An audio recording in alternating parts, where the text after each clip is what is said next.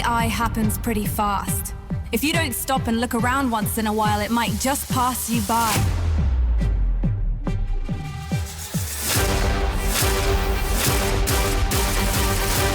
Hello, and welcome to The Reasoning Show. I'm your host, Brian Gracely, and today I have reason to think that it might be useful to spend a little bit of time digging into the keynote, not all 2.5 hours of it, or not all week, from the NVIDIA GTC 2026 event. We're going to do that right after the break.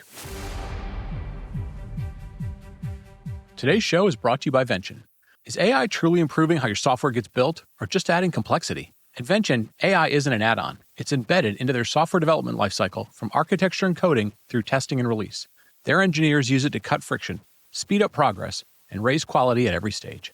That's what they call the peace of mind promise. You focus on growing the product and winning your market while they handle the tech. Get software developers who build with you, not just for you, at VentionTeams.com. And we're back, and Aaron was going to join us today. He was actually going to be sort of our guest for this show. Aaron has been out at the NVIDIA GTC show all week doing regular day job stuff, and we were going to get a chance to check in, catch up on, what he saw at the event, what he heard, what he saw, dig into some of the big announcements. And unfortunately, he got kind of jammed up with some regular day job work and wasn't able to join, but that's okay. We're going to dig into 3 things that really kind of jumped out at me from the keynote.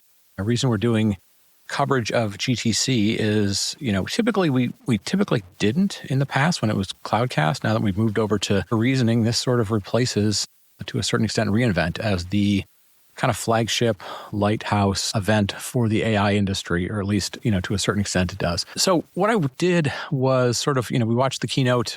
I had a chance to watch the whole thing, 2.5 plus hours. Felt a little bit long, but there was 3 things that kind of jumped out at me, and I thought it'd be worth kind of digging into. We may get a chance to, when Aaron gets back, to dig into the rest of the show, but there were 3 things that really kind of jumped out at me. The first one was, it's interesting. So obviously, NVIDIA has had a massive run-up in market share and market valuation over the last 3.5 years. And, just again, I always kind of put this in perspective. They went from being a company that was worth $400 billion pre-ChatGPT to being a company that, they're down just a little bit, but they were north of $5 trillion. So they grew more than 10x. They're back down to about 4.3 billion as of now, March 20th. So they're up about 10x from ChatGPT launching. The Gen AI hype, the Gen AI boom, the investment, the capital investment over the last 3.5 years has kind of 10x'd their business, right? But what's interesting is, as of this past 3 or 4 months, in which we've seen every major company that has a frontier lab, so whether it's Google or Amazon or Microsoft or Facebook or Meta, XAI, a number of companies, as well as some of the Chinese companies as well. Every single one of them essentially has said, our budget for the next year is essentially going to be our entire free cash flow for the entire year. So every dollar of free cash flow that we make, we are betting into the AI space. So we've seen an enormous amount of AI CapEx, or at least AI budget, allocated for the year. And how much of that will end up going to NVIDIA versus other chips, or to their own internal teams, or other types of things, people like Broadcom and others, sort of, to be determined. But NVIDIA is, oftentimes sort of the big winner in that. And I think what's been interesting is a couple of things. One is, even with all those announcements, and even with Jensen basically saying he expects to bring in, I think the number he said was $1 trillion in the next year. Now, he wasn't explicit about that. That wasn't sort of, on an analyst call or an earnings call. Basically, throughout, he expects the number to be about $1 trillion in revenue for them for the next year, which would be about 2x where they were as of the last year. And what's been interesting is, even with that big announcement of free cash flow from all of his biggest customers, his expectation of it being around $1 trillion in investment, or, of revenue coming in, which is even more than if you add those big 6 or 7 companies together. The stock market, it literally has moved zero for NVIDIA. In fact, it's dipped a little bit, and some of that has to do with kind of the geopolitics of what's going on in the world right now. So it was very interesting. The first thing that sort of jumped out at me, and he spent what felt like the first hour or so of the keynote, was talking about kind of trying to reinforce to the world that not only was generative AI going to do a lot of things, but really trying to come back and reinforce this idea of everything is going to be accelerated computing. And whether that is robotics or autonomous driving or physical AI or obviously generative AI, but also expanded that out into sort of what I'll call everyday today's enterprise applications. So, he spun off a discussion about, IBM and SQL databases. So it's very, very obvious that, he is trying very, very hard to continue to push the narrative that, essentially all computing in the future will be quote unquote accelerated computing. They want to stand to sort of take the lion's share of that investment. Obviously it's an interesting thing. Keeping the stock price up, especially at this stage, is incredibly important for them because it gives them the kind of the war chest to be able to go out and make big investments on their own, make acquisitions, be able to acquire competitors that might be beginning to infringe on things that they're doing, essentially lets them dictate the board or dictate the game. And so it was very clear that the first thing he was trying to reinforce was this idea that even if you just came to hear about generative AI, he wants to paint the picture that everything's going to be accelerated computing, and he's trying to figure out ways to get the market to respond to that in terms of continuing to grow their market capitalization, which kind of gives them kind of ultimate control over what's happening at this stage. The second thing that jumped out at me was, and we've talked about this a number of times on the show, is so much of that buildup around NVIDIA sales, NVIDIA growth over the last 2.5, 3 years has been GPU sales driving these major frontier labs to do training of their frontier models, and obviously many others doing that. And obviously in the last couple of years, we've sort of seen this shift as more and more people are adopting AI for regular use cases, for all sorts of things, that there is still a ton of work going on in training these frontier models and needing GPUs to do that. But there seems to be a very different conversation happening around the inferencing piece of it. So essentially serving out answers, tokens, if you will, into the world as these applications built on top of frontier models happen. And so it was spent a good chunk of time really talking about the evolution of inference architecture. He sort of says, hey, training, all GPUs, all NVIDIA, like that's our space. And then inference, last year, and Ben Thompson does a good job of sort of calling this out in his recent write-up, as well as he did an interview with Jensen right after the thing, in which Jensen last year basically said, look, there really is no place for anything other than NVIDIA GPUs and just GPUs, within even the inference architecture. And then this year, obviously, they made the not acquisition, but exclusive partnership, whatever it's exactly called, for Grok. They're building their own CPUs. And he spent quite a bit of time kind of talking about the complex mix of GPUs, CPUs, ASICs or LPUs, high-speed networking, this very robust but also very complex architecture that he believes, or they believe, is sort of the only way to do inference. And, there's quite a bit of interesting talking points within there. He talks a lot about how inference is not only going to be from humans talking to chatbots, but it's also going to be autonomous agents and other things. And he really kind of got into the details of where those things are going to run on CPUs in terms of the actions happening, and then the interaction between those CPUs needing to be very fast at singular task things, driving a lot of requests and data across fast networks, and then trying to keep GPUs running as consistently all the time as possible. And so it was very, very interesting. It was very complicated. It very much highlights that right now the thing that NVIDIA is pushing is, it's beginning to be a little less that training and inference are the same thing.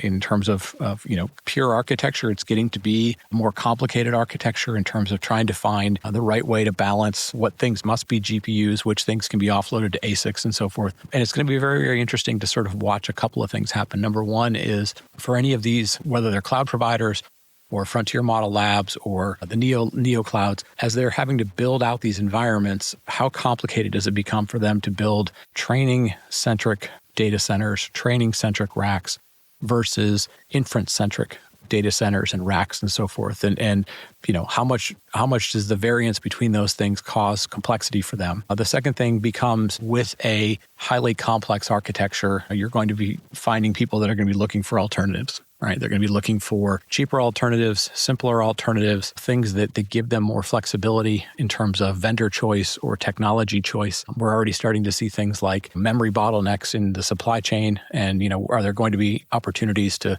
start to break those things down with people looking at innovative other approaches to doing this? So I think it's going to be interesting over the next couple of years. It's going to be highly technical, complex to sort of explain, complex to fully grasp unless you're living very, very deep in this. But I think it's going to become are you running on top of sort of the full NVIDIA architecture and their way of doing things, or do we begin to see very different things come out when you're using TPUs or using alternative ways of doing inference? And then the third thing to me really was about NVIDIA talking about a couple of things. They spent a lot of time talking about their hardware, but most of that was kind of an extension of the Vera Rubin conversation that had happened back at CES back in, I guess, January it would have been. We're now into March. But they really started to get into sort of software. And there was sort of this back and forth discussion of Jensen consistently saying, we are a vertical systems company with open sort of interfaces. And he was trying to sort of thread the needle or walk a fine line between being like, we are a vertical closed stack, which they do an outstanding job of engineering towards when they own everything from the hardware to the interconnects, to how memory's laid out, to the interconnect, the interaction between CPUs and GPUs, and all of those sort of things. And CUDA, they do an outstanding job at that. I mean, that's just fundamentally their strength as a company, as an engineering company, to talk about systems. And then he kept kind of trying to weave in, but we are an open company and we're an open source company. And that piece was really about him trying to thread the needle between being like, I give you a very locked vertical solution that might be incredibly well engineered and very cost efficient and very performant efficient, but at the same time trying to convey to people that, hey, external things are going to be able to work within my system, and we're going to work to certain standards or certain APIs and so forth. And so that was a little bit of an interesting thing to watch him kind of navigate. And I don't know that he necessarily got that, completely right in terms of people buying into like, okay, you're a closed company, but you're a system company, but you're an open company. I think there's still some proof in the pudding to kind of come out of there. But one of the things that he very much was talking about as he started talking about sort of the open side of things was, sort of the other big theme out of this was about agentic, at least on the Gen AI side of things. And it was all about OpenClaw, which, we talked about a couple of weeks ago with Sally O'Malley and will continue to do as the OpenClaw community kind of evolves. And what was interesting was, he began by making a bunch of statements about OpenClaw being this incredible sort of phenomenon that's happening in industry right now. At least the interest in it, they talk about adoption, but they're measuring adoption in terms of things like GitHub stars and so forth, as opposed to like paying adoption or adoption in real environments. But anyways, it was the classic sort of charts where everything's going up and to the right, except for OpenClaw is, nearly completely vertical. So he was trying to kind of frame this idea of like, the adoption of AI agents is growing faster than mobile phones and Linux and the internet and all these other sort of things, which, again, may or may not be true. Doesn't really matter. It's growing really fast. There's a lot of interest in it. And obviously it's a technology that is, kind of grabbing people's attention because it's a very tangible, fairly easy to grasp way of starting to build a personal assistant or, your own chief of staff, however you want to kind of frame it. And, he kind of goes into being like, this is one of the most important technologies ever. The first thing that had jumped out at me when he started talking about this even a week before the event, because he was kind of building up some hype to GTC, was it very much reminded me of an incident that happened to me. And for if you've listened to the show for any period of time, I worked at Cisco during the internet boom days. So we were very much in the same seat that NVIDIA sits today, in which you're at the center of this gigantic industry trend. And what was always interesting was, while we were growing incredibly rapidly, we were helping the world build the internet. We basically provided the hardware, the infrastructure for what the internet was being built on, routers and switches and things like that. And while that was all going incredibly well, we didn't necessarily have a mechanism to drive the consumption of the technology that we were providing, right? So we were kind of at the whim of people figuring out the internet, figuring out websites, building websites, being willing to put their data out into the world and so forth. And At the time, the CEO of the company, John Chambers, was internally always kind of pushing on us as product teams and engineering teams and so forth to be like, can you guys figure out whether you're helping to fund it, whether you're helping to research it, you're encouraging it, whatever it might be, something that's going to drive more traffic onto the internet, right? And, this is something that every business owner tries to do, try and change customer behavior to want my product or to use my product more and more. And, the thing that was always kind of happening at the time in the early days was the internet was very text-based. It was very much, text on the internet. And so, it was always encouraging, like, what could you do to drive more? And this is not unusual behavior. It wasn't unusual for Cisco. It was the same sort of thing that Intel had done, a decade before or 5 years before, as they were trying to figure out what applications would drive more CPU usage on PCs and so forth. So every kind of company that's in the position that an NVIDIA is today is looking for ways to drive greater adoption of their technology, but also things that drive its performance more and more to kind of really flesh out why the great engineering behind it is as valuable, can be demonstrated in a way that's as valuable as it was engineered to be. So anyways, long story short, Chambers was looking for bandwidth on the internet. And when we accidentally sort of fell into figuring out how to drive video across the internet, and we happened to do it through an application called Telepresence, which was an enterprise video conferencing system. It was an entire room in which people could sit at a table across the network from another set of people in a different room, and it made it seem like you were entirely in the same room. So it was all very high definition and high bandwidth and so forth. And it reminded me exactly of how excited Jensen is about agentic AI, and in particular OpenClaw, because I think what it really says to him is finally there is going to be a application for everybody, but not just everybody plus every task that they do. He's envisioning that is going to be driven by AI agents. Like every task that you do is going to be an agentic thing. And if you take that forward a couple of steps, every one of those steps becomes inference, right? Every one of those things of like, go off and do this task for me, go off and research this thing for me, go off with these 3 or 4 other agents, act as a swarm, and go try and solve this problem for me. That is not just human 8 to 5 regular job stuff or human for a couple of hours on the couch at nighttime stuff.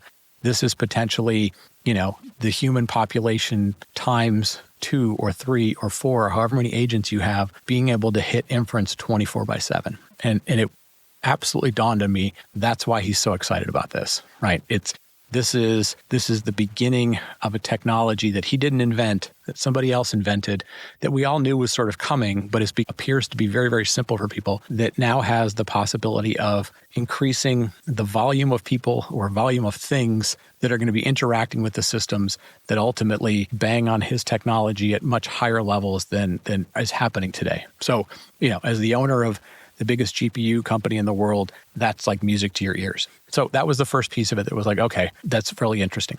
The second piece of it that was really interesting to me was a week or so before, you started to see some news reports that people had dug into the 10K, the financial statements of NVIDIA, and there's a line item or some line items in there in which they plan to invest $26 billion into building open weight models. So essentially them building an open version of frontier models. And this didn't get a whole lot of play in the keynote, but it's sort of out there. And obviously, this is one of those tricky situations in which, if you are NVIDIA, your biggest customers are today open frontier, or, they're frontier model companies.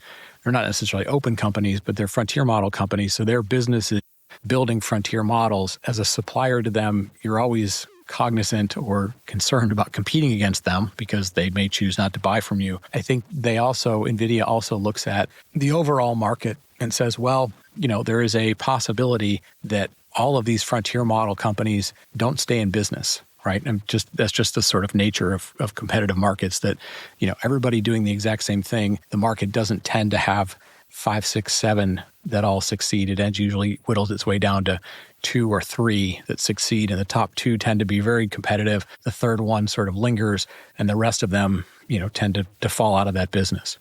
So I suspect that this is, them saying all of those companies will continue to try very hard to be successful. They will all over time probably have to raise their prices to be able to cover the astronomical amount of CapEx that they've spent. And given the enormous amount of resources that NVIDIA has at this point with, $4.5 to $5 trillion of market cap, $26 billion investment in an alternative to the thing that their biggest customers do, but could also be useful on a far broader basis, or at least as an interesting alternative that would help expand the market, is, a very rational and reasonable investment for NVIDIA to make. And so as I was thinking about that, the third thing that kind of came to mind, and this is third thing in the third thing that we're talking about, is been listening quite a bit to Ben Thompson's recent stuff over at Stratechery, and he's got a podcast, forget what it's called, but anyways, not the Stratechery podcast. He's got another one called Sharp Tech, in which he's been talking quite a bit about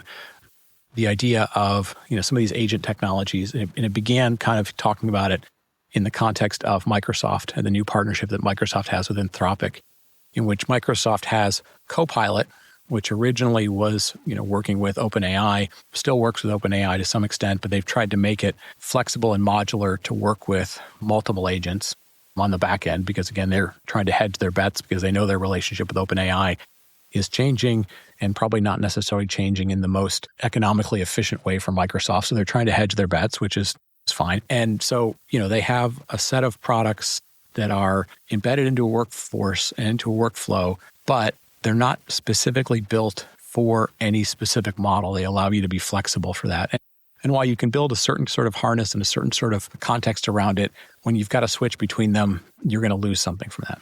And then he kind of contrasted that with this new sort of Copilot co-work, which is an explicit partnership with Anthropic, in which it's using the Anthropic model, it's using the Anthropic harness, and essentially kind of embedding co-work, kind of the Anthropic experience of co-work into the Copilot types of use cases, so Excel and other things like that.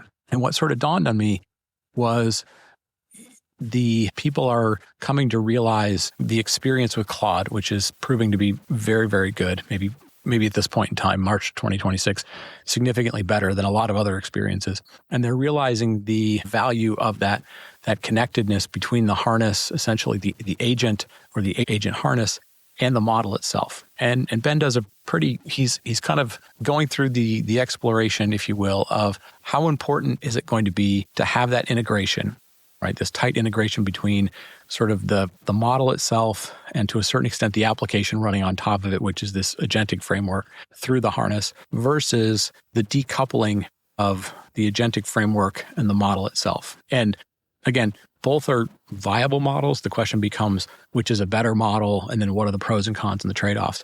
And I think long way of coming around to this is Jensen announced that this OpenClaw project that we've talked about, and we'll talk about a lot going forward, they had kind of created their own version of this. They call it enterprise ready. We can dive into that. You can't just immediately become overnight enterprise ready in a day or something like that. But they announced something called NemoClaw. And NemoClaw is kind of a framework for wrapping some NVIDIA, the best word, opinions around what an OpenClaw implementation would look like. And they made this open source as well, so it's out there. But I think the really interesting piece of it isn't so much NemoClaw, because we've already seen hundreds of forks of OpenClaw, and that'll be out there. But I think what's more interesting, and in fact, we've even seen some of the OpenClaw stuff the capabilities start to get embedded back into things like Anthropic and Claude and other things. So the concept of OpenClaw is going to be a concept, it's a project, but it's going to get diffused quite a bit. But what I really think he was trying to do here, without explicitly calling it out, because he's got, he conflicts of interest with his biggest customers, but I think what they're really building is that kind of referenceable agentic architecture, some harness capabilities that they really haven't sort of showcased or highlighted, and then this open weight model from NVIDIA, Nemotron, and then however that evolves and so forth.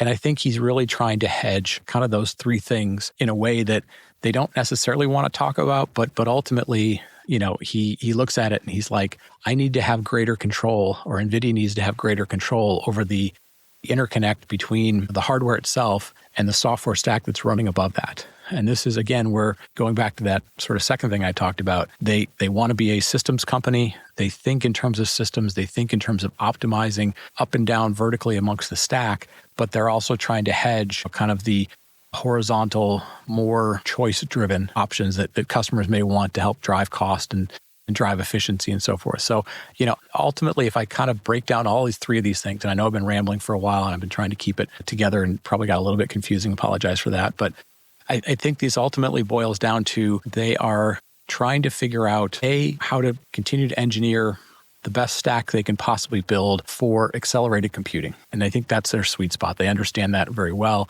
They understand structured vertical engineering of solutions. And at the same time, they're trying to figure out and either hedge their bet or figure out how to sort of live in two worlds with a software stack that they would like to control the same way that they control their hardware stack, but also realize that once they get into the software stack, they are competing with their customers. They are trying to do sort of open in a non-open source way, just sort of like free open reference architecture, if you will. And they're trying to control something that they don't quite understand is going to spin out into thousands of variations in terms of this agent architecture. But they're trying to make sure that they can put a certain amount of hooks into it so that it still is going to want to come back ultimately to either CUDA or NVIDIA hardware. So it was an interesting show. I'll kind of wrap up there. It was an interesting keynote. Wasn't able to attend the whole thing. Aaron did. I think, feedback I've gotten is, it was like many of the GTCs. It was sort of, experimentation, kind of visibility of kind of what accelerated computing can look like in a million different forms, which is really what NVIDIA is known for. But the keynote was very much an interesting watch of how are they threading the needle? How are they walking a tightrope between both sides of this idea of engineered systems and being open and flexible to software and open and flexible to architecture. And I think while they tried to make it out as if they've got both those things covered, I think as we've seen historically, to do both those things at the same time and navigate between which one is more financially viable for your company versus which one potentially pulls you along into a bigger market, but you don't make as much money, has always been a challenge for any company that started off very much in control of things. So anyways, it was a fascinating show. NVIDIA continues to, have huge market share and very much dictate where a lot of the industry is going. But I think they are, as we move from them being dominant in training into what the rate of change on the inference side of things is happening, just the dynamics of not only what they do, but also how the rest of the market orbits around them is very much changing. It's interesting to watch. So anyways, with that, I'll wrap it up. Thanks for listening. Thanks for telling, we've got some really nice feedback about how the show's transitioned into reasoning. Thank you for everybody who's sent us some feedback. We really appreciate that. Hopefully we can keep things at a very high level for you. And again, show@reasoning.show if you've got ideas of things you'd like to hear us talk about. So with that, we'll wrap it up. We'll talk to you next week. Check us out online at reasoning.show for all things reasoning. And leave a 5-star review wherever you listen to the show.